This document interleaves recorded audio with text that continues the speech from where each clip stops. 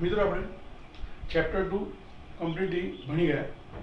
હવે આપણે એનસીઈઆરટીની ટેક્સ્ટબુકની અંદર આપણને જે સ્વાધ્યાય આપેલું છે બરાબર છે. આપણે હવે સ્વાધ્યાય જો લગભગ 67 થી 68 એની અંદર ન્યુમેરિકલ્સ છે બરાબર છે. આપણે એમાંથી મોટાભાગના કરીશું, કેટલાક બાકી રાખીશું બરાબર છે, અને પછી ઝૂમ મિટિંગમાં અથવા જ્યારે આપણી સ્કૂલ ચાલુ થશે ત્યારે કરીશું. રાઈટ.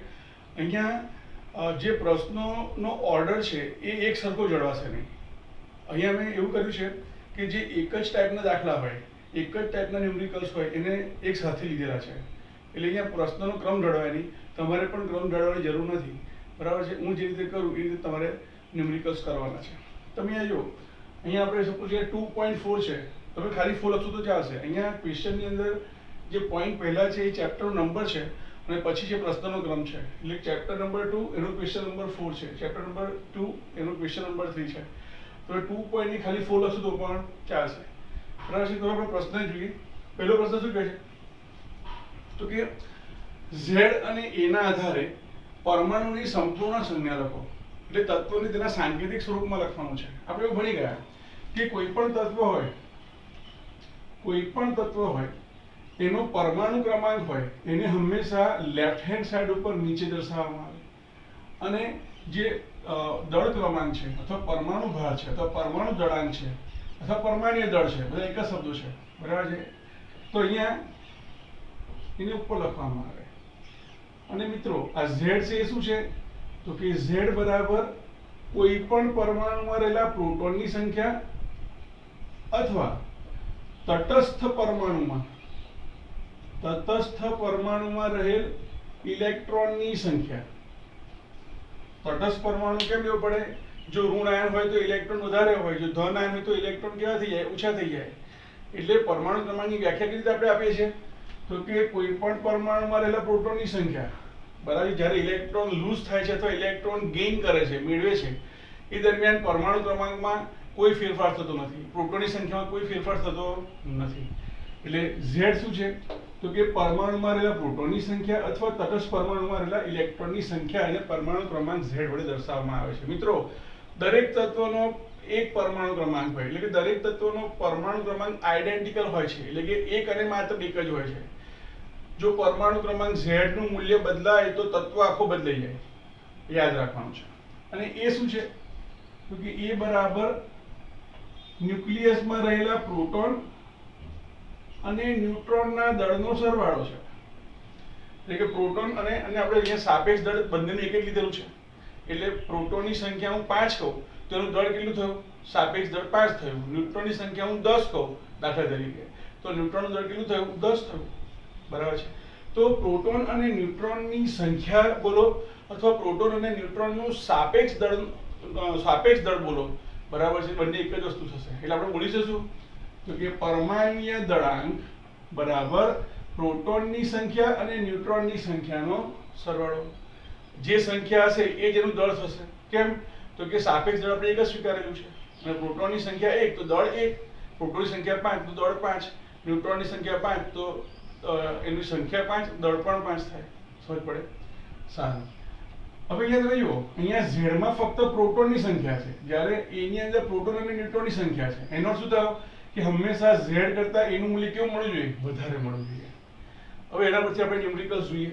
તો પહેલા શું કીધું છે આપણે અહીંયા તો કે ઝેડ અને એના આધારે પરમાણુની સંપૂર્ણ સંજ્ઞા લખો.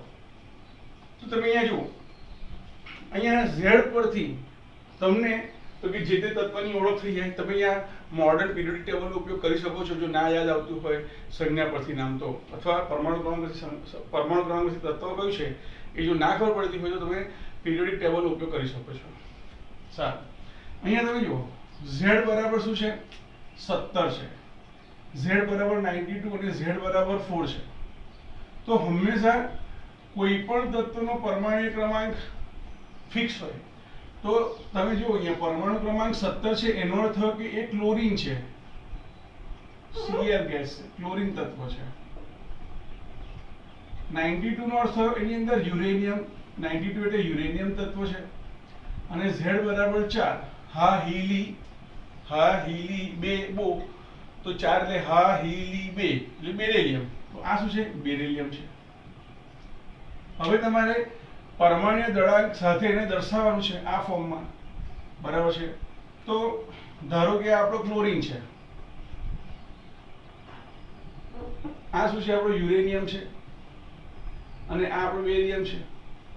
હવે એના ક્રમાંક અને દળાંક લખવા છે આપણે. તો ક્રમાંક ક્યાં લખવાના? નીચે આગળની તરફ, એટલે કે લેફ્ટ હેન્ડ સાઈડ નીચે લખીશું.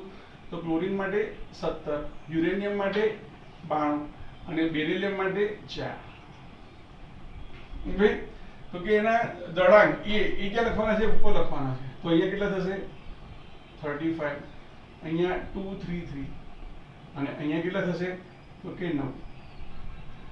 તમે આની જગ્યાએ આ જે પરમાણ્ય દળાંક છે તમે એને રાઈટ હેન્ડ સાઈડ ઉપર લખો તો પણ ચાલે, બરાબર છે. તેને આમ કહી શકાય કે તમે ક્લોરીન, યુરેનિયમ અને બેરિલિયમ માટે પરમાણ્ય દળાંક તો હંમેશા લેફ્ટ હેન્ડ સાઈડ પર નીચે દર્શાવવો પડે, એટલે કે 4, 92 અને 17.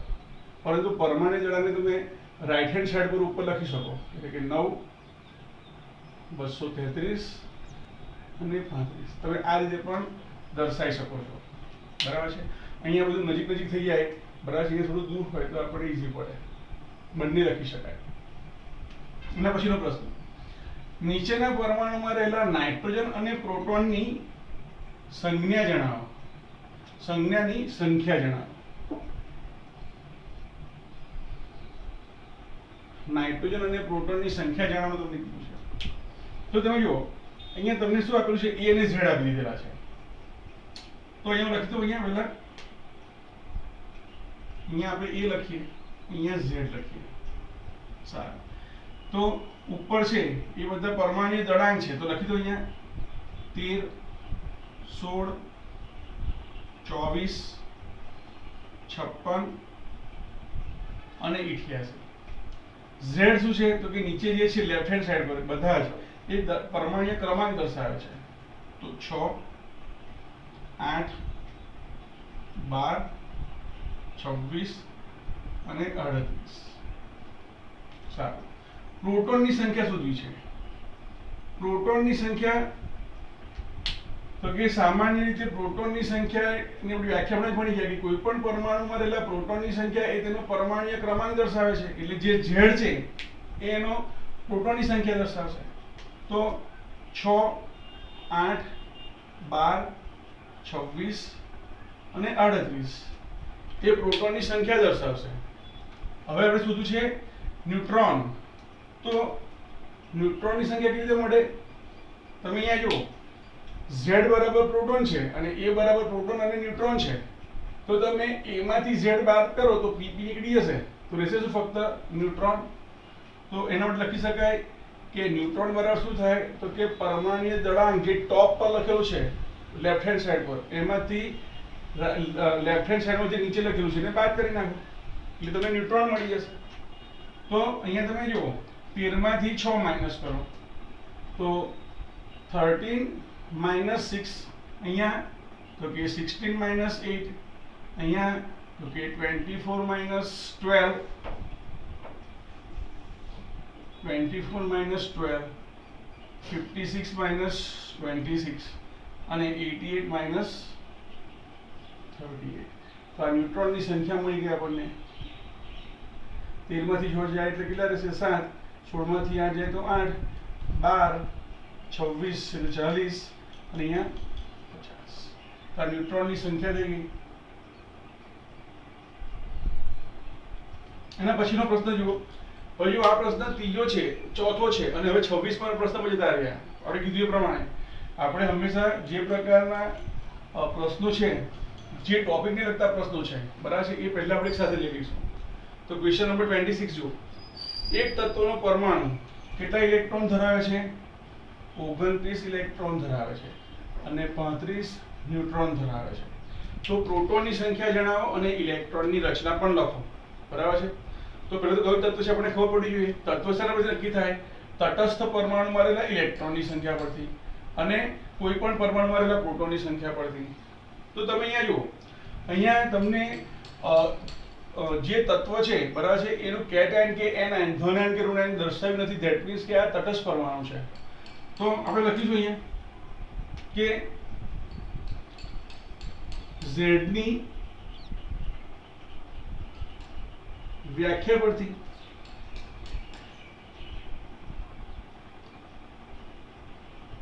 તટસ્થ પરમાણુમાં રહેલા ઇલેક્ટ્રોન અથવા કોઈ પણ પરમાણુમાં રહેલ પ્રોટોનની સંખ્યા બરાબર છે તો કે એને શું કહેવાય એને પરમાણુ ક્રમાંક કહેવાય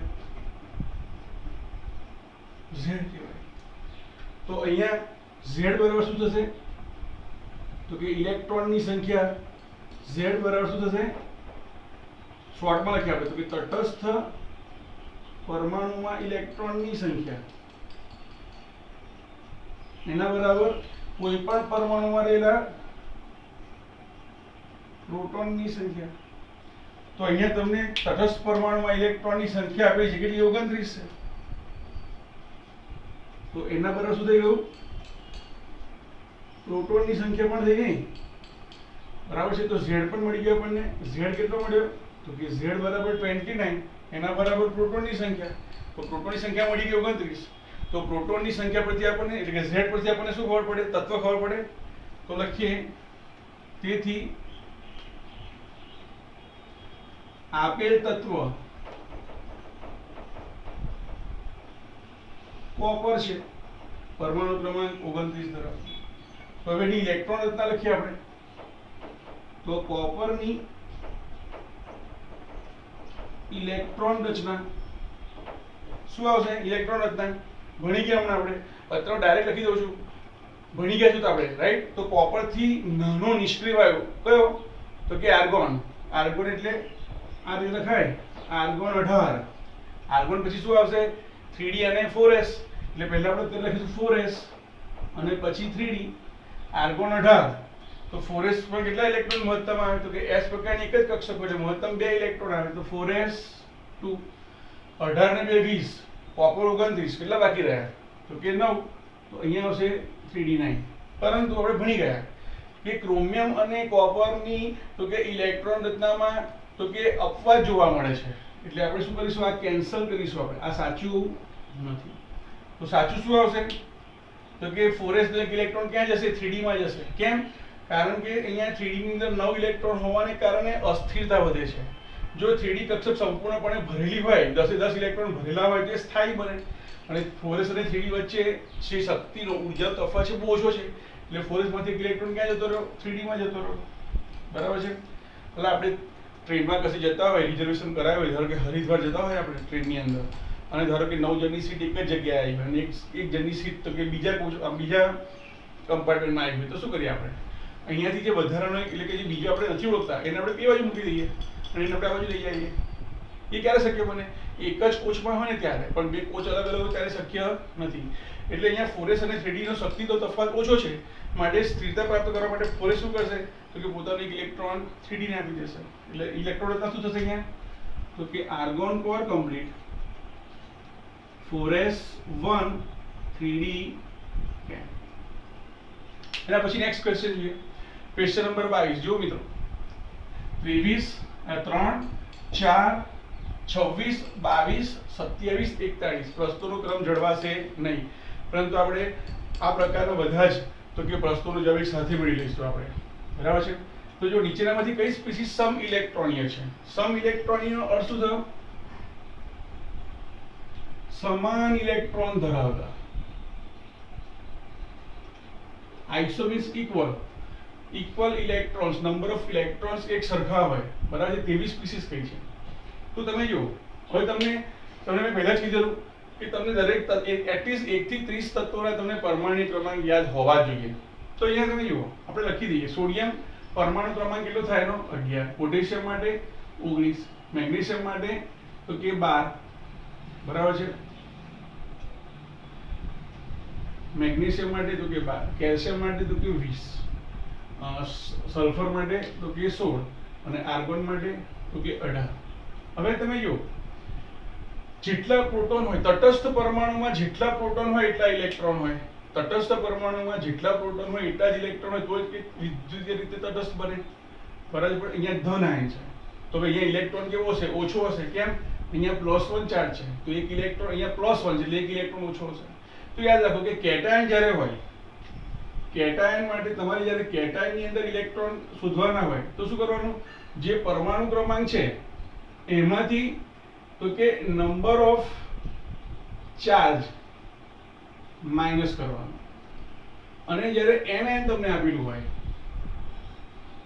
તો એનઆયન ની અંદર શું કરવાનું? તો કે જે પરમાણુ ક્રમાંક Z છે, બરાબર છે, એમાંથી તો કે એમાં નંબર ઓફ ઇલેક્ટ્રોન તો કે એડ કરવાના, નંબર ઓફ ચાર્જ એડ કરવાના. તો તમે જુઓ અહીંયા સોડિયમ +1 છે તો અહીંયા લખીશું કેવી રીતે? તો કે સોડિયમનો પરમાણુ ક્રમાંક કેટલો છે? 11. એમાંથી એક ઇલેક્ટ્રોન ગયો છે એટલે -1 તો ઇલેક્ટ્રોન કેટલા થઈ ગયા? 10. પોટેશિયમ પરમાણુ ક્રમાંક કેટલો એનો? 19. એમાંથી એક માઇનસ કરો અહીંયા +1 છે તો 18. મેગ્નેશિયમ 2+ છે, પરમાણુ ક્રમાંક 12. અહીંયા બે ચાર્જ બાદ કરવાના છે તો ઇલેક્ટ્રોન કેટલા થઈ ગયા? 10 થઈ ગયા. કેલ્શિયમ પરમાણુ ક્રમાંક 20, એમાંથી બે ઇલેક્ટ્રોન ને માઇનસ કરો એટલે કેટલા થઈ જાય? 18. હવે ઋણ આયન છે તો ઋણ આયનમાં આપણે એડ કરવાના છે. તો અહીંયા તમે જુઓ પરમાણુ ક્રમાંક સલ્ફરનો કેટલો છે? તો કે 16. એમાં તો કે મારે બે એડ કરવાના છે. એન આયન માટે શું કરવાનું છે? નંબર ઓફ ચાર્જ ને એડ કરવાના છે એટલા ઇલેક્ટ્રોન વધારે છે. જો 16 પ્રોટોન ને 16 ઇલેક્ટ્રોન હોય તો તટસ્થ બની જાય, પણ એમાં બે ઇલેક્ટ્રોન વધારે છે માટેનો ચાર્જ કેટલો બન્યો? -2 બન્યો એટલે આપણે એડ કરી દીધું તો 16 ને 2 18. આર્ગોનમાં તો કે કોઈ ચાર્જ નથી માટે જે પરમાણુ ક્રમાંક છે એ જ એના ઇલેક્ટ્રોન થઈ જશે એટલે 18 થઈ ગયા. હવે જો અહીંયા સમ ઇલેક્ટ્રોનની સ્પીસીસ કઈ કઈ છે તો તમે અહીંયા જુઓ, અહીંયા 10 અને 10 બરાબર છે, 10 ઇલેક્ટ્રોન ધરાવતા, બરાબર છે. તો અહીંયા લખી શકાય કે Na+ અને Mg2+, બરાબર છે, કેવા છે? તો કે સમ ઇલેક્ટ્રોનીય છે. અને બાકીના બધા જુઓ, બાકીના બધા કેવા છે? 18 ઇલેક્ટ્રોન ધરાવે છે. તો બાકીના પણ સમ ઇલેક્ટ્રોની છે પણ 18 ઇલેક્ટ્રોન ધરાવતા, બરાબર છે. અને K+, Ca2+, Ar અને S2- 18 ઇલેક્ટ્રોન ધરાવતા સમ ઇલેક્ટ્રોનીય સ્પીસીસ છે. સ્પીસીસ ની અંદર ધન આયન પણ આવી જાય, પરમાણુ પણ આવી જાય અને એન આયન પણ આવી જાય એટલે આપણે સ્પીસીસ લખીશું. આ કેવા છે? તો કે 10 ઇલેક્ટ્રોન ધરાવતા સમ ઇલેક્ટ્રોનીય ઘટકો છે, સ્પીસીસ છે તેમ કહેવાય. એના પછીનો પ્રશ્ન જોઈએ શું કહે છે અહીંયા? H2+, H2 અને O2+ સ્પીસીસમાં ઇલેક્ટ્રોનની સંખ્યા ગણો. તો ઇલેક્ટ્રોનની સંખ્યા આપણને પરમાણુ ક્રમાંક પરથી ખબર પડે અને એની ઉપરના ચાર્જ પરથી ખબર પડે, બરાબર છે. તો સર્વપ્રથમ તટસ્થ અણુ શેરી વાત કરીએ આપણે તો H2 એ અણુ છે, 2 H પરમાણુનો બનેલો છે. સારું, 2 H પરમાણુનો બનેલો છે. એક H પરમાણુની અંદર કેટલા ઇલેક્ટ્રોન? તો કે તત્વનો પરમાણુ ક્રમાંક કેટલો? અહીંયા હાઇડ્રોજન તો કે 1. તો એક પરમાણુમાં 1 ઇલેક્ટ્રોન હોય તો બે પરમાણુમાં કેટલા ઇલેક્ટ્રોન થાય? 2 ઇલેક્ટ્રોન થાય, બરાબર છે. અહીંયા તટસ્થ છે એટલે બેના 2 ઇલેક્ટ્રોન રહેશે. એના પછી તમે આપણે પહેલા H2 લખી નાખ્યો પછી H2+ લખીએ. તો હવે H2+ ની વાત કરીએ. ફરીથી અહીંયા 2 H પરમાણુ છે. સારું, એક H પરમાણુમાં 1 ઇલેક્ટ્રોન એટલે ટોટલ થયા 2 ઇલેક્ટ્રોન, બરાબર. પરંતુ અહીંયા H2+ છે તો પ્લસ હોય તો તમારે શું કરવું પડે? કેટાયન હોય તો શું કરવાનું? માઇનસ કરવાનું. કેટાયન હોય તો શું કરવાનું? ચાર્જને માઇનસ કરવાનું. તો -1 ઇલેક્ટ્રોન, તો આન્સર થઈ જશે ફક્ત 1 ઇલેક્ટ્રોન. એના પછીથી O2+ માટે લખીએ તો O2+, તો મેઇન અણુ કોણ છે? O2 છે. એટલે કે અહીંયા આ સ્પીસીસ ની અંદર, આ કેટાયન ની અંદર ઓક્સિજનના 2 પરમાણુ છે. ઓક્સિજનનો પરમાણુ ક્રમાંક કેટલો? 8. તો 8 પરમાણુ ક્રમાંક એટલે એમાં 8 પ્રોટોન અને 8 ઇલેક્ટ્રોન હોય એટલે ટોટલ કેટલા ઇલેક્ટ્રોન થયા 16 ઇલેક્ટ્રોન થયા પણ એમાંથી મારે O2 +1 છે એટલે કે મારે એક ચાર્જને માઈનસ કરવો પડશે એક ઇલેક્ટ્રોન કેવો છે ઓછો થઈ ગયો છે તો 16 ઇલેક્ટ્રોનમાંથી એક ઇલેક્ટ્રોનને માઈનસ કરો તો ઇલેક્ટ્રોન કેટલા થઈ ગયા 15 ઇલેક્ટ્રોન થઈ ગયા બરાબર બહુ ઈઝી પ્રશ્ન છે એના પછીનો પ્રશ્ન જોઈએ તો કે અહીંયા એવું કીધું છે કે બ્રોમિન છે તો બ્રોમિન માટે આ રીતે લખી શકાય 35 અને 79 અથવા તમે ક્રમાંક ના લખો એ તો ફિક્સ હોય તો તમે એનો દળાંક લખી શકો આ રીતે તો આ રીતે લખી શકાય છે પરંતુ જે 35 ની ઉપર અને 79 ની નીચે બરાબર છે આ રીતે લખી શકાતું નથી મિત્રો યાદ રાખો સામાન્ય રીતે કોઈ પણ તત્વમાં પરમાણુ ક્રમાંક Z ફિક્સ હોય એ તો આ ના લખો તો ચાલે પણ તમારે દળાંક લખવો પડે કેમ સમસ્થાનિકો હોય તો દળાંક કેવા હોય જુદા જુદા હોય બરાબર છે એટલે તમે આખો લખો તો પણ ચાલે અને આ Z ના લખો ને ખાલી x ઉપર એ લખો તો પણ ચાલે તો એવું કહે છે કે આ બંને સાચું છે પરંતુ આ બંને કેવા છે ખોટા છે શા માટે એ આપણે સમજાવવું પડે તો આપણે હમણાં કીધું એ પ્રમાણે જ કે પરમાણુય દળાંક છે એ પ્રોટોન અને ન્યુટ્રોનનો સરવાળો છે અને Z છે એ પ્રોટોનની સંખ્યા બતાવે છે બરાબર છે તો અહીંયા આપણે લખીએ કે સામાન્ય રીતે Z એ પ્રોટોનની સંખ્યા બતાવે છે કોઈ પણ તત્વ માટે Z એ શું છે એમાં એટલા પ્રોટોનની સંખ્યા છે ઇલેક્ટ્રોનના સંદર્ભમાં લખાય પણ અહીંયા જરૂર નથી માટે હું કહેતો નથી અને એ માટે શું લખાય તો કે પ્રોટોનની સંખ્યા વત્તા ન્યુટ્રોનની સંખ્યા તો એનો અર્થ એવું થયો કે કોઈ પણ તત્વ માટે તમે જુઓ ને કોઈ પણ તત્વ માટે A is greater than Z જ થવું જોઈએ કેમ તો કે પરમાણુ દળાંક એ પ્રોટોન અને ન્યુટ્રોનની સંખ્યાનો સરવાળો છે તો પ્રોટોનની અંદર ન્યુટ્રોન અંદર એડ કરવાના છે તો એ હંમેશા પ્રોટોન તો સરખા છે બંનેમાં પણ ન્યુટ્રોન વધારાના છે એટલે એ કેવો હોવો જોઈએ ગ્રેટર ધેન Z જ હોવો જોઈએ કોઈ પણ તત્વ માટે A is greater than Z હોવો જોઈએ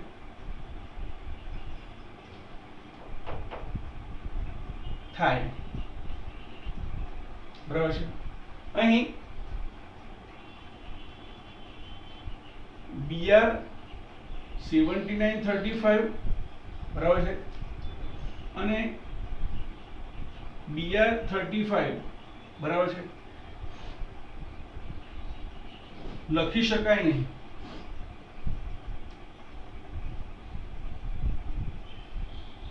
શા માટે કારણ કે બીજું બી રીઝન રૈવાજિક મત મુજબ રૈવાજિક નહીં લખીએ આપણે નિયમ મુજબ હંમેશા Z નીચેની તરફ લેફ્ટ હેન્ડ સાઈડ પર દર્શાવવું પડે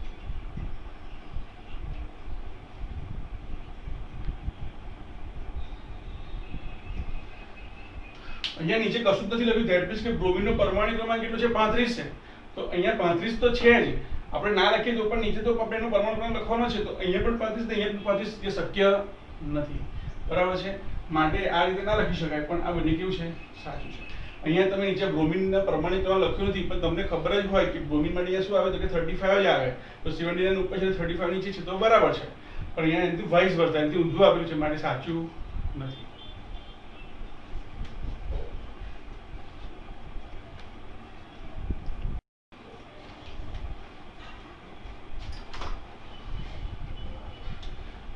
મિત્રો હવે આપણે આ જે ત્રણ પ્રશ્નો છે એક જેવા છે મેં બે પ્રશ્નોને સીધા દર્શાવી દીધા છે ગાડી એક સમજાવીશ એની પછી તમને બે સમજાય તો દઈશ પણ સમય ઓછો બગડે બરાબર છે એના માટે આ બે પ્રશ્નો મેં સીધા લખી દીધેલા છે ધ્યાન આપજો પહેલો ક્વેશ્ચન શું કહે છે આ સિક્વન્સ જો 42 43 એન્ડ 44 અહીંયા શું કહે છે કે દળ ક્રમાંક 81 વાળું તત્વ પ્રોટોનની સરખામણીમાં 31.60% વધુ ન્યુટ્રોન ધરાવે છે તો આ જે તત્વ છે એને સંજ્ઞા સ્વરૂપે દર્શાવવાનું છે તો ધ્યાન આપીએ તમને અહીંયા એવું કીધેલું છે કે દળ ક્રમાંક 81 છે અને 31.7% વધુ ન્યુટ્રોન છે કોની સરખામણીમાં કમ્પેરેટિવ ટુ પ્રોટોન આ બે નો ઉપયોગ કરીને બે માહિતીનો ઉપયોગ કરીને આપણે જવાબ લેવા પ્રયત્ન કરીશું તો અહીંયા જુઓ આપણને ખબર છે કે દળ ક્રમાંક A બરાબર શું થાય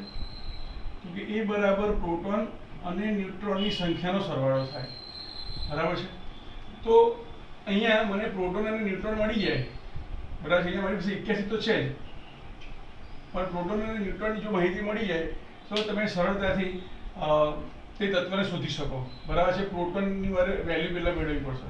તો એના માટે શું કરીશું, અહીંયા આપણે કીધેલું છે કે શોર્ટમાં લખીએ, પ્રોટોનની સરખામણીમાં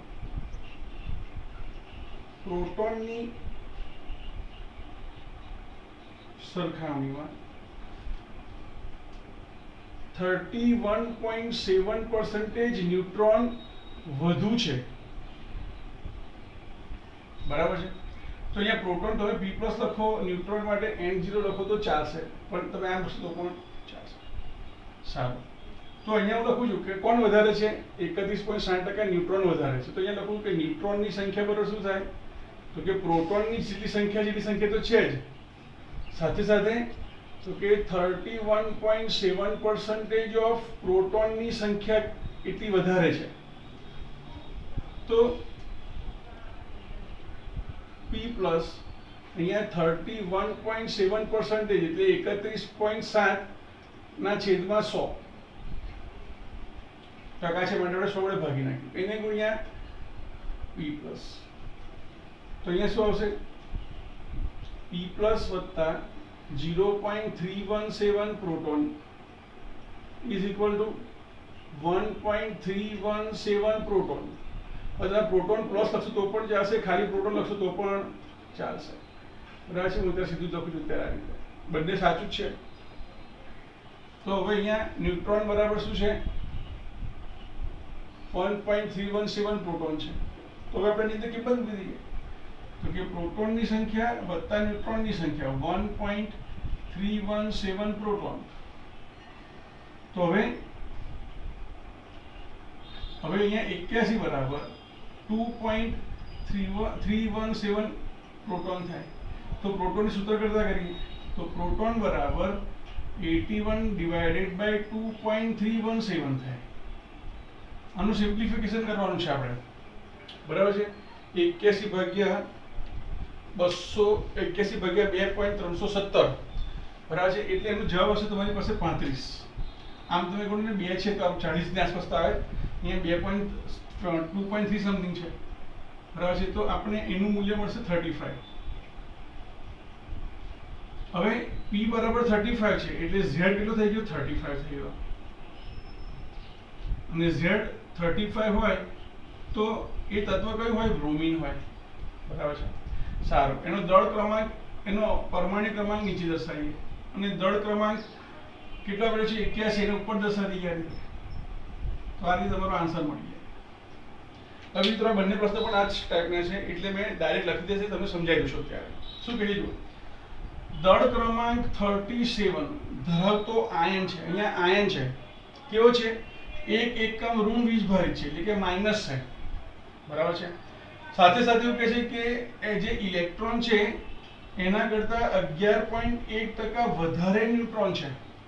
તો પહેલા જે માહિતી થઈ, પણ અહીંયા એક વધારાનું શું થયું, તો કે અહીંયા આયન આપેલો છે. હવે અહીંયા આપણને આપેલું છે કે 1 એકમ ઋણ ભાર ધરાવતો આયન છે. 1 એકમ એટલે 1 ઇલેક્ટ્રોન વધારે છે, નોર્થ એવો થયો. તો તટસ્થ પરમાણુમાં પ્રોટોનની સંખ્યા અને ઇલેક્ટ્રોનની સંખ્યા કેવી હોય, એક સરખી હોય. પરંતુ અહીંયા ઋણ વીજભારિત છે. કેટલા, 1 એકમ એટલે 1 ઇલેક્ટ્રોન કેવો છે, વધારે હશે પ્રોટોનની સાપેક્ષમાં. તો પ્રોટોનની સંખ્યા છે, બરાબર છે, એના કરતા ઇલેક્ટ્રોન એક વધારે છે. તો પ્રોટોન અને ઇલેક્ટ્રોનને સરખા કરતા શું કરવું પડે, તો કે જે ઇલેક્ટ્રોનની સંખ્યા છે એમાંથી એક બાદ કરી નાખો એટલે એટલા પ્રોટોન થઈ જશે. દાખલા તરીકે 50 પ્રોટોન છે અને 51 ઇલેક્ટ્રોન છે. તો પ્રોટોન અને ઇલેક્ટ્રોન સરખા કરવા તો શું કરવું પડે મારે, તો કે જે 51 છે એમાંથી તો કે એક બાદ કરો એટલે બંને 50-50 થઈ જાય. આમ તટસ્થ પરમાણુ કરતા 1 ઇલેક્ટ્રોન વધારે છે તો પ્રોટોન કેટલા કરવા પડે, વધારે છે તો પ્રોટોનની સંખ્યા બરાબર કરીએ તો શું કરવું પડે, 1 ઇલેક્ટ્રોનની સંખ્યાથી બાદ કરવો પડે. એટલે આપણને મળી ગયું અહીંયા શું, P+ બરાબર E - 1. અહીંયા E લખો, માઇનસ લખો, વાંધો નહીં, ચાર્જ લખો, બરાબર, E લખશો તો પણ ચાલશે. સારું, હવે અહીંયા તો કે A બરાબર P + N ખબર છે, પરંતુ આપણે અહીંયા પ્રોટોન અને ન્યુટ્રોનની વેલ્યુ તો લખવી પડશે ને. તો પ્રોટોનની વેલ્યુ કેટલી, ઇલેક્ટ્રોન -1, ઇલેક્ટ્રોનની સંખ્યા -1. આપણે પહેલા શું કરીએ, તો કે આપણે જે બીજી માહિતી આપેલી છે 11.1% તો કે ઇલેક્ટ્રોન કરતા વધુ ન્યુટ્રોન છે, એ માહિતીનો આપણે ઉપયોગ કરીએ. તો ન્યુટ્રોનની સંખ્યા કેટલી થાય, તો કે ઇલેક્ટ્રોનની સંખ્યા વત્તા આટલી વધારે એટલે કેટલી, તો કે ઇલેક્ટ્રોનની સંખ્યાના 11.1% વધારે છે એટલે 11.1% ઓફ ઇલેક્ટ્રોન. એટલે અહીંયા શું થશે, ત્રિજ્યા 100 મૂકો એટલે આપણને આ રીતે એનું સિમ્પ્લિફિકેશન કરશું તો આપણને ન્યુટ્રોનની સંખ્યા મળી જશે. હવે તો કે આ ન્યુટ્રોનની સંખ્યા અને આ પ્રોટોનની સંખ્યા અંદર મૂકી દઈએ આપણે. પ્રોટોનની સંખ્યા બરાબર ઇલેક્ટ્રોન માઇનસ 1, ન્યુટ્રોનની સંખ્યા બરાબર 1.111 ઇલેક્ટ્રોન. એનું સિમ્પ્લિફિકેશન કરો તો એ આપણને 18 આવે છે. એટલે ઇલેક્ટ્રોનની સંખ્યા આવી. પણ મારે પરમાણુ ક્રમાંક નક્કી કરવો હોય તો Z પ્રોટોન જોઈએ, તટસ્થ પરમાણુ એટલે પ્રોટોન જોઈએ. ઇલેક્ટ્રોન તો તટસ્થ પરમાણુમાં હોય તો ગણાય. સારું, તો પ્રોટોન બરાબર શું લખાય, તો કે પ્રોટોન બરાબર ઇલેક્ટ્રોનની સંખ્યામાંથી એક બાદ કરવો પડે. તો ઇલેક્ટ્રોનની સંખ્યા 18, એમાંથી એક બાદ કરીએ એટલે 17. તો અહીંયા પ્રોટોન કેટલા આવ્યું હશે, P પ્લસ કેટલા આવ્યા, તો કે 17 આવ્યા. અને P પ્લસ 17 છે તો Z કેટલો થશે એનો, તો Z બરાબર 17 અને Z બરાબર 17 એટલે તત્વ કયું થયું, પરમાણુ ક્રમાંક 17 ધરાવતું ક્લોરીન થયું. સારું, પાછું અહીંયા શું છે, અહીંયા એક એકમ ઋણ વીજભારિત છે એટલે કે Cl કેવું લખવું પડશે, મારે -1 લખવું પડશે. પરમાણુ ક્રમાંક નીચે અને પરમાણુ દળાંક 37 કેવી રીતે લખીશું, આપણે ઉપર લખીશું. તો આ આપણો આન્સર થઈ ગયો. એ જ પ્રકારે અહીંયા તમે જુઓ, દળ ક્રમાંક 56 ધરાવતા આયન ધનભારના 3 એકમ એટલે કે ધન વીજભારિત છે. કેટલી ખબર પડી જાય, ઇલેક્ટ્રોન કરતા કેટલા છે, તો કે 30.4% વધુ ન્યુટ્રોન ધરાવે છે. એટલે આ જ પ્રશ્ન આ રીતે સોલ્વ કરવાનો છે. બરાબર છે. ધન વીજભારિત એકમ કેટલા છે, 3 છે. 3 ધન વીજભારિત એકમ છે. તો તટસ્થ પરમાણુની અંદર પ્રોટોન અને ઇલેક્ટ્રોન સરખા હોય, પણ ધન વીજભારિત નો તો ઇલેક્ટ્રોન ઓછા છે. કેટલા ઇલેક્ટ્રોન ઓછા છે, 3 ઇલેક્ટ્રોન ઓછા છે. તો પ્રોટોન અને ઇલેક્ટ્રોનને સરખા કરતા શું કરવું પડે, મારે ઇલેક્ટ્રોન જેટલા છે એમાં 3 ઇલેક્ટ્રોન એડ કરવા પડે. તો પ્રોટોન બરાબર શું લખાય, ઇલેક્ટ્રોન પ્લસ 3 લખાય. હવે અહીંયા ઇલેક્ટ્રોન કરતા 30.40% ન્યુટ્રોન વધુ છે એટલે શું લખાય કે ન્યુટ્રોનની સંખ્યા બરાબર ઇલેક્ટ્રોન વત્તા 30.4% ઓફ ઇલેક્ટ્રોન. તો એના પછી આપણને ન્યુટ્રોન અને ઇલેક્ટ્રોનના સંદર્ભમાં આપણને તો કે આ પ્રકારે સંબંધ મળશે. તો અહીંયા પ્રોટોનની સંખ્યા, અહીંયા ન્યુટ્રોનની સંખ્યા આપણે એ જે સૂત્ર છે એમાં મૂકી દઈએ તો આપણને જે ગુણોત્તર મળશે એ કેટલો મળે છે, 23 મળે છે. બરાબર છે. ઇલેક્ટ્રોનની સંખ્યા 23 મળી. હવે આપણે તો પરમાણુ ક્રમાંક નક્કી કરવો પડશે. તો P બરાબર E પ્લસ 3 એટલે અહીંયા શું કર્યું, તો કે એની જગ્યાએ 23 મૂક્યા એટલે 23 પ્લસ 3 26 થઈ ગયા. તો P બરાબર 26 આવ્યા એટલે કે Z કેટલો થઈ ગયો આપણો, 26 થઈ ગયો. આ રીતે તો Z બરાબર 26 છે. તો એ કયું તત્વ થાય, Fe થશે. બરાબર છે. એનો પરમાણુ ક્રમાંક 26 અને દળાંક 56. બરાબર છે. હવે તો કે અહીંયા ચાર્જ કેટલો આવશે, તો કે 3 એકમ ધનવીજ ભાર છે એટલે અહીંયા શું લખવું પડશે, Fe3 પ્લસ લખવું પડશે. તો આ આપણો જવાબ થઈ ગયો. આ પ્રશ્નો કોઈ અગત્યના છે, બસ સમજવા પ્રયત્ન કરજો. એક વખત ના સમજ પડે તો બીજી વખત જોજો, પણ આ અગત્યના ક્વેશ્ચન છે.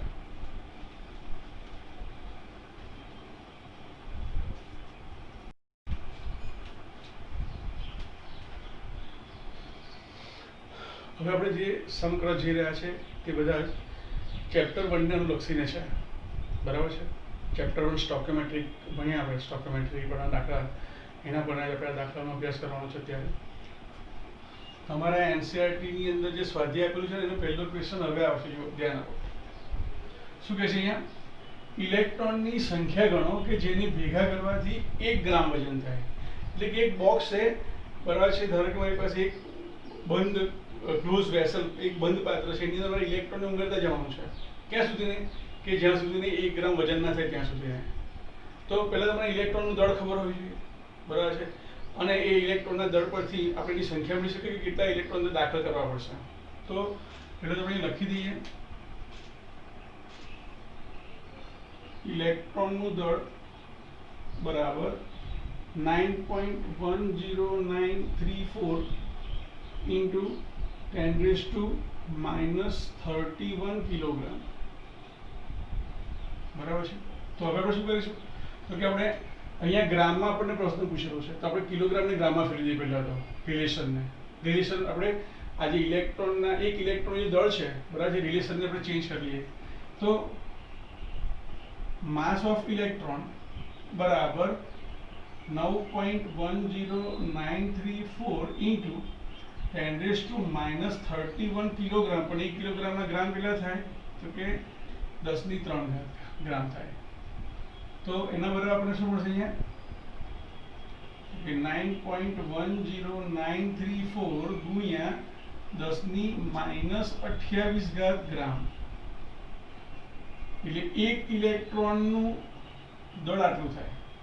થોડી તીર રાશિ મૂકીએ કેવી રીતે તો કે 9.10934 ઇન્ટુ 10⁻28 ગ્રામનો 1 ઇલેક્ટ્રોન થાય. તો 1 ગ્રામ બરાબર છે, આપણે દળ કરવું હોય ઇલેક્ટ્રોનનું તો તેમાં રહેલા ઇલેક્ટ્રોનની સંખ્યા કેટલી હશે? તો શું કરીએ આપણે 1/9.10934 ઇન્ટુ 10⁻28 ઉપર લઈ જાઓ 10⁻28 થઈ જશે બરાબર. એટલે અહીંયા હું શું કરું છું 10 રાખું છું, 10 ગુણ્યા 10⁻27 કરી દઉં છું આ રીતે, ચાલે ને. નીચે 9.10934 10 ભાગ્યા 9 એટલે 1 પોઈન્ટ સમથિંગ તમારો જવાબ આવશે. 1 પોઈન્ટ એક્ઝેક્ટ તમારો જવાબ આવશે 1.098 ઇન્ટુ 10⁻27 બરાબર છે. આટલા ઇલેક્ટ્રોન્સ આવશે. એના પછી આપણને 1 મોલ ઇલેક્ટ્રોનનું દળ કીધું છે, ધ્યાન આપજો. તો આપણને 1 ઇલેક્ટ્રોનનું વજન ખબર છે, તો આપણે લખીશું કે 1 ઇલેક્ટ્રોનનું દળ બરાબર 9.10934 ઇન્ટુ 10⁻31 કિલોગ્રામ. તો 1 મોલ ઇલેક્ટ્રોનનું દળ એના બરાબર 1 મોલ ગુણ્યા 9.10934 ઇન્ટુ 10⁻31 કિલોગ્રામ. તમે ખાલી 9.109 લો અથવા 1 કરી દો ને તો પણ ચાલશે. હા, આપણને રકમ યાદ રહી જાય, એનું રિલેશન યાદ રહી જાય, એટલા માટે આપણે આખું લખીશું ત્યારે. સારું, 1 મોલ બરાબર શું થાય તો કે 6.022 ઇન્ટુ 10⁻23 ઇન્ટુ 9.10934 ઇન્ટુ 10⁻31 કિલોગ્રામ. આનું સિમ્પ્લિફાય કરો અને વૈજ્ઞાનિક અંક પદ્ધતિમાં તો કે જે રકમ છે એમાં પહેલો ડિજિટ છોડીને લેફ્ટ હેન્ડ સાઈડથી પોઈન્ટ મૂકીને પછી તમે જવાબ લાવો એટલે વૈજ્ઞાનિક અંક પદ્ધતિમાં જવાબ કહેવાય. એ મેળવી થઈ ગઈ 9×54 એટલે આશરે 54 જેવું તો આવશે જ, 5.4 સમથિંગ. તો એની એક્ઝેક્ટ વેલ્યુ હશે 5.485 ઇન્ટુ 10⁻23 કરીશું બરાબર છે. અને કમ્પ્લીટ જ્યારે સિમ્પ્લિફાય કરીશું એટલે આપણને -7 કિલોગ્રામ મળશે. -7 કિલોગ્રામ. એના પછીથી 1 મોલ ઇલેક્ટ્રોનનો ભાર બરાબર છે. તો પહેલા તો આપણને 1 ઇલેક્ટ્રોનનો ભાર ખબર હોવી જોઈએ. ભાર એટલે ચાર્જ, ભારનો અર્થ શું થયો? વીજભાર, ચાર્જ.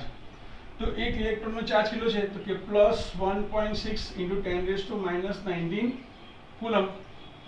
તો 1 મોલ ઇલેક્ટ્રોનનો ચાર્જ કેટલો થાય તો કે 1 મોલ ગુણ્યા 1 ઇલેક્ટ્રોનનો ચાર્જ બરાબર એટલે 6.022 ઇન્ટુ 10⁻23 ઇન્ટુ 1.6 ઇન્ટુ 10⁻19 કુલમ. આનું સિમ્પ્લિફિકેશન કરો 16×96 બરાબર છે, એટલે આપણને મળશે 9.65 ઇન્ટુ 10⁻4 9.65 ઇન્ટુ 10⁻4 કુલમ. અને પછીનો સમ જોઈએ આપણે ક્વેશ્ચન નંબર 22. એમાં પણ 3 પેટા પ્રશ્નો આપણને આપેલા છે. તો 1 મોલ CH4 માં રહેલ કુલ ઇલેક્ટ્રોનની સંખ્યા શોધો. તો તમે જુઓ, પહેલા તમારે એક CH4 ના અણુમાં કેટલા ઇલેક્ટ્રોન છે નક્કી કરવું પડશે. તો CH4 માં કોણ કોણ છે તો CH4 માં એક C છે અને 4 H પરમાણુ છે. સારું, એક કાર્બન પરમાણુ ક્રમાંક 6, જેટલા પ્રોટોન એટલા ઇલેક્ટ્રોન, તો 6 ઇલેક્ટ્રોન કોના થયા? કાર્બનના થયા. વત્તા હાઇડ્રોજન પરમાણુ ક્રમાંક 1 એટલે 1 ઇલેક્ટ્રોન, એવા 4 પ્રોટોન એટલે 4 ઇલેક્ટ્રોન, એટલે ટોટલ ઇલેક્ટ્રોન કેટલા થઈ ગયા? 10 ઇલેક્ટ્રોન થઈ ગયા. હવે 1 મોલ CH4 માં આપણને આ એક અણુમાં મળ્યો, તો લખીશું કે 1 CH4 એટલે કે મિથેન ના અણુમાં ઇલેક્ટ્રોનની સંખ્યા બરાબર 10 છે. તો 1 મોલ મિથેનના અણુમાં ઇલેક્ટ્રોનની સંખ્યા બરાબર શું થાય? તો કે 10 ઇલેક્ટ્રોન ગુણ્યા 1 મોલ અથવા 1 મોલ ગુણ્યા 10 ઇલેક્ટ્રોન, બંને વચ્ચે એક મોલ લખી દીધું આપણે, બરાબર છે.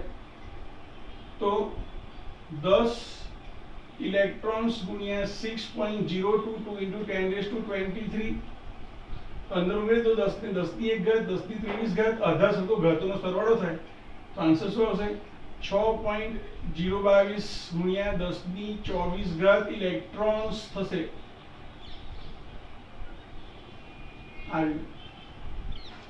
હવે શું કીધું અહીંયા ધ્યાન આપો. 14 દળ ધરાવતા કાર્બનના 7 મિલીગ્રામમાં કુલ ન્યુટ્રોનની સંખ્યા અને કુલ ન્યુટ્રોનનું દળ શું? તો ન્યુટ્રોનની સંખ્યા શોધવી પડશે પહેલા તો.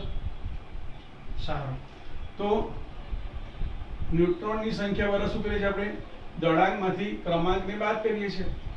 તો a - z એટલે 14 - 6 એટલે 8, એટલે કે એક અણુમાં ન્યુટ્રોનની સંખ્યા કેટલી થઈ? 8 થઈ, એક પરમાણુમાં કાર્બનના. હવે પહેલા તો શું કરવું પડશે? મારે મોલ શોધવા પડશે. તો અહીંયા હું લખીશ કે કાર્બનના કેટલા વજનમાં? તો કે 7 મિલીગ્રામ કાર્બનમાં કાર્બનના મોલ એના બરાબર શું થાય? વજન છેદમાં પરમાણુય દળ, દળ છેદમાં પરમાણુય દળ અથવા પરમાણુ ભાર. વજન કેટલું છે? 7 મિલીગ્રામ છે, મિલીગ્રામ, એને ગ્રામમાં ફેરવવું પડશે. તો 7 ગુણ્યા 10 ની -3 ઘાત ગ્રામ, અને સાથે સાથે પરમાણુ દળ કેટલો? તો કે 14, એટલે 7 ભાગ્યા 14 એટલે 1/2 થશે, એટલે 0.5 થશે. 7 એકા 7, 7 દુ 14, 1/2 એટલે 0.5 ગુણ્યા 10 ની -3 ઘાત ગ્રામ, બરાબર. હવે શું કરીશું આપણે? તો કે હવે આપણે ન્યુટ્રોનની સંખ્યા શોધવી છે, કુલ ન્યુટ્રોનની. તો આપણે લખીશું, ये जगह ખૂટશે ને, આને જવા દો. તો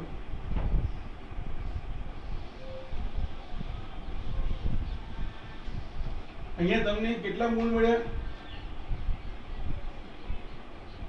કે કાર્બનના મૂળ બરાબર 0.5 ગુણ્યા 10 ની -3 ઘાત.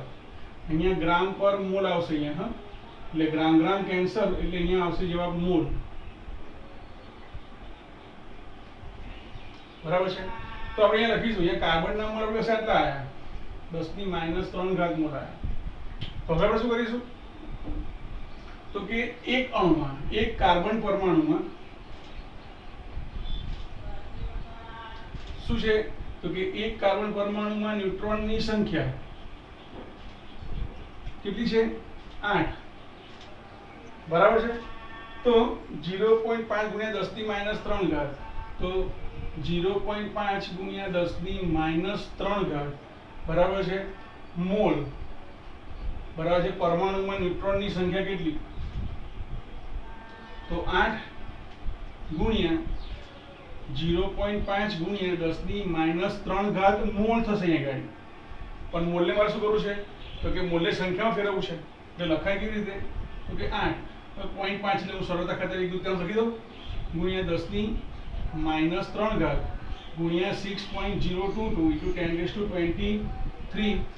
તો અહીંયા 2 ચોક 8, તો 6 ચોક 24.088, એને ગુણ્યા 10 ની 20 ઘાત થશે. 23 આધાર સરખો છે તો ઘાતો સરવાળો 23 - 3 20 થશે.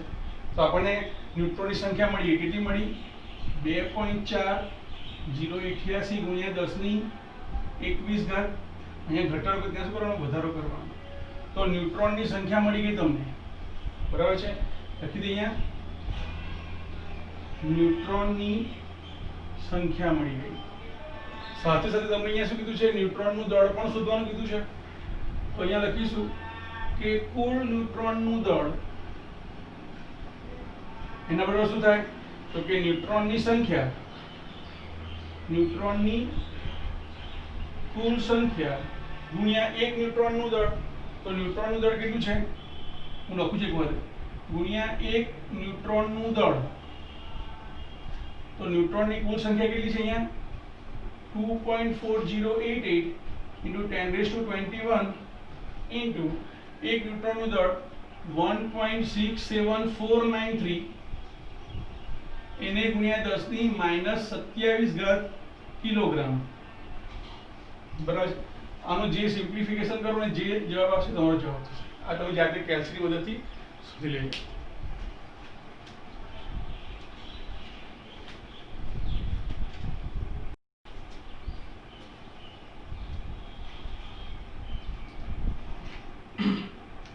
એસટીપીએ 34 મિલીગ્રામ એમોનિયામાં પ્રોટોનની કુલ સંખ્યા અને પ્રોટોનનો કુલ દળ શોધો. તમને આવું કીધેલું છે. પ્રોટોનનું દળ તમને એક્ઝામમાં પણ આપેલું જશે, ચિંતા ના કરશો. હવે અહીંયા સૌપ્રથમ તો આપણે શું કરીશું, પ્રોટોનની સંખ્યા શું છે નક્કી કરીશું, પછી આપણે કંઈક આગળ વાત કરીએ.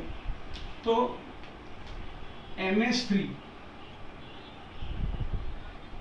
ની અંદર એક નાઇટ્રોજન છે અને 3 હાઇડ્રોજન છે. તો Na3 ની અંદર નાઇટ્રોજન છે, પરમાણુ ક્રમાંક 7 છે. તો એનો અર્થ એવો થયો કે એની અંદર 7 પ્રોટોન હશે. બરાબર છે. અને સાથે સાથે હાઇડ્રોજન કેટલા છે 3 છે અને હાઇડ્રોજનનો પરમાણુ ક્રમાંક 1 છે. આ રીતે. તો એક હાઇડ્રોજનમાં 1 પ્રોટોન છે, તો 3 હાઇડ્રોજનમાં કેટલા થાય 3 પ્રોટોન થાય. એટલે એક NH3 ની અંદર એક NH3 ના એક અણુમાં 10 પ્રોટોન છે તેમ કહેવાય. બરાબર છે. તો આટલા દળમાં કેટલા, તો સૌપ્રથમ તો આપણે મોલ શોધવા પડે. મિત્રો યાદ રાખો, જ્યારે પણ કોઈ સંખ્યા પૂછી હોય તો પહેલા તમારે મોલ શોધવા જ પડે. તો આપણે અહીં લખીશું 34 મિલીગ્રામ NH3 ના મોલ. મોલ બરાબર શું લખાય, વજન છેદમાં પરમાણુ ભાર અથવા અણુ ભાર. અહીંયા અણુ છે તો લખીશું અણુ ભાર અથવા આણ્વીય દળ. સારું. વજન કેટલું છે તો કે 34 મિલીગ્રામ છે. મિત્રો મિલીગ્રામને ગ્રામમાં ફેરવવા પડશે, કારણ કે આણ્વીય દળ શેમાં લઈએ, ગ્રામમાં લઈએ છીએ. તો 1 મિલીગ્રામના ગ્રામ કેટલા થાય 10⁻³ છેદમાં NH3 નું આણ્વીય દળ કેટલું થાય તો કે નાઇટ્રોજન 14 અને હાઇડ્રોજન 1 જ એટલે 17. 14 ને 3 17 ગ્રામ પ્રતિ મોલ. તો ગ્રામ ગ્રામ કેન્સલ એટલે આપણું યુનિટ મોલ આવશે. 17 × 17 17 × 34 એટલે 2 × 10⁻³ મોલ થશે. કોના 34 મિલીગ્રામ એમોનિયા. હવે આપણે જતા રહીએ. પહેલું શું કીધું આપણને, કુલ પ્રોટોનની સંખ્યા કેટલી છે.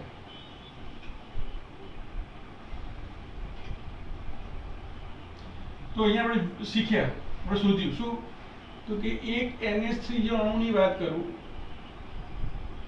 તો એક NH3 અણુની અંદર 10 પ્રોટોન છે. 10 પ્રોટોન છે. અહીંયા પ્લસ લખો તો પણ ચાલશે, નહીં લખો તો પણ ચાલશે. 10 પ્રોટોન છે. તો 2 × 10⁻³ મોલ NH3 અણુમાં કેટલા પ્રોટોન હોય તો કે 2 × 10⁻³ ગુણ્યા 10 મોલ પ્રોટોન. બરાબર છે. હવે મોલની જગ્યાએ શું કરવું પડે, 6.022 × 10⁻23 લખવું પડશે. તો 2 × 10⁻³ ગુણ્યા 10 ગુણ્યા 6.022 ગુણ્યા 10⁻23 કરીશું. બરાબર છે. તો અહીંયા કેટલા થશે તો કે 6 અહીંયા સીધું આને મલ્ટીપ્લાય કરો તો 6 દુ 12.044 ગુણ્યા 10⁻23 - 3 જાય એટલે 20 વત્તા ગુણ્યા 10⁻1 એટલે 21 આટલા પ્રોટોન થયા, બરાબર છે. હવે અંક પદ્ધતિમાં લખીએ વૈજ્ઞાનિક તો 1.2044 into 10⁻21 પ્રોટોન્સ થશે, બરાબર છે. હવે પ્રોટોનનું દળ શોધવાનું છે. નંબર બી, પ્રોટોનનું કુલ દળ. પ્રોટોનનું કુલ દળ તો એક પ્રોટોનનું દળ કેટલું છે? એક પ્રોટોનનું દળ બરાબર 1.67 બરાબર છે 262 into 10⁻⁻27 કિલોગ્રામ. તો પ્રોટોનની સંખ્યા કેટલી છે? 1.2044 into 10⁻21 proton is to what? Question mark. હું ડાયરેક્ટ લીધો ત્યારે 1.67262 into 10⁻⁻27 કિલોગ્રામ ઇન્ટુ આ ઉપર જશે ક્રોસ મલ્ટિપ્લિકેશન થાય તો 1.2044 into 10⁻21 છેદમાં એક પ્રોટોન. આ દળ તો કેન્સલ થઈ ગયું એટલે આપણે કિલોગ્રામમાં જવાબ આવશે. તો જાતે જ કેલ્સીથી શોધીને લખી નાખ્યું, બરાબર છે. અને પછી આગળ જઈએ, જુઓ આ પહેલો ને બીજો પ્રશ્ન પૂરો થયો. હવે સીધા 35મા નંબરના ક્વેશ્ચન પર જઈએ. અહીંયા શું કહે છે જુઓ, જો કાર્બન પરમાણુનો વ્યાસ 0.15 નેનોમીટર હોય તો કાર્બન પરમાણુની સંખ્યા શોધો કે જેને 20 સેન્ટીમીટર લાંબી લાઈનના સ્કેલ ઉપર સીધી રેખામાં ગોઠવેલા હોય, એકબીજાને અડીને ગોઠવાય તેવી રીતે. તો ઇમેજિન કરો કે આ એક લાંબી લાઈન છે, બરાબર છે. ધારો કે આ એક લાઈન છે અહીંથી સુધીની, બરાબર છે. એ કેટલી છે? 20 સેન્ટીમીટરની લેન્થ છે. હવે સેન્ટીમીટરને મીટરમાં ફેરવી લઈએ તો 20ના છેદમાં શું આવશે? 100. 1 સેન્ટીમીટર બરાબર શું થાય? 10⁻² મીટર થાય, અથવા 1/100 મીટર થાય. એટલે અહીંયા આવશે 0.2 મીટર આવશે. તો આપણી અહીંયા જે લેન્થ આપેલી છે લાઈનની એ કેટલી છે? 0.2 મીટર. હવે શું કહે છે અહીંયા? તો કે અહીંયા જે કાર્બન પરમાણુ છે, ધારો કે એક કાર્બન પરમાણુ છે, એવો બીજો કાર્બન પરમાણુ છે, એવો ત્રીજો કાર્બન પરમાણુ છે, સતત ગોઠવતા જવાનું છે 20 સેન્ટીમીટરની લેન્થ ધરાવતી લાઈન પર, રેખા પર. તો અહીંયા તમને એક કાર્બન પરમાણુનું તમને ડાયામીટર આપેલો છે, વ્યાસ આપેલો છે. તો એક પરમાણુનો વ્યાસ કેટલો છે? તો કે 0.15 નેનોમીટર છે. સારું, નેનોમીટરને મીટરમાં ફેરવવા પડશે. તો 0.15 ગુણ્યા 10⁻⁹ મીટર થશે, બરાબર છે. તો હવે તમારે આને આનો આપણે કેલ્ક્યુલેશન કરવાનું છે. હવે તમે વિચારો કે આપણે ટી રાશિ મૂકીશું ભાઈ ગાડી કેવી રીતે? તો કે આટલું અહીંયા જે એનો ડાયામીટર છે એટલી જગ્યા રોકાશે, બરાબર છે. ડાયામીટર જેટલી જગ્યા રોકાતી જશે. તો એક પરમાણુ, બરાબર છે, એ કેટલી જગ્યા રોકે છે? તો કે આટલી જગ્યા રોકે છે. તો આટલી જગ્યા રોકે છે એક પરમાણુ. તો આટલી જગ્યામાં કેટલા પરમાણુ હશે? આપણે લખીશું, ટી રાશિ મૂકીશું અહીં 0.15 ગુણ્યા 10⁻⁹ મીટર. તો કે જગ્યા, હવે લખવાની જરૂર નથી પણ સમજ પડે માટે લખું છું.